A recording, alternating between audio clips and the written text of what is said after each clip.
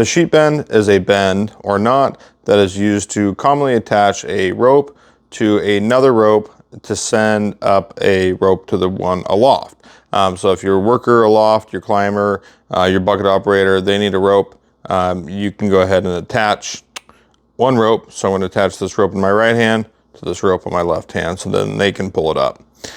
Traditionally, in the rope that is aloft going up, you would form a bight.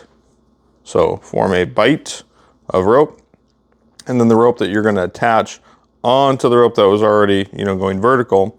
We're going to go ahead and take this guy. We're going to come from behind through the bight that you made, around that bight, and then this tail is going to go through this hole. Now that is a classic sheet bend. If you come back and go down through this hole parallel, that creates a square knot. That's not what we're looking for when we're trying to tie a sheet bend. So no square knot, we want a sheet bend. Again, what that looks like is a bight with the rope that's aloft, tail comes from behind through that bight, around, and then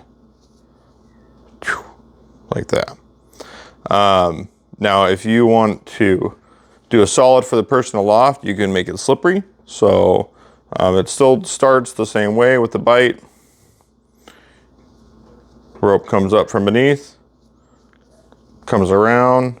Now, instead of taking the tail and going through here, which is what we've been doing, we're going to take a bight and go through there. So bight. And we're going to lock that down on itself.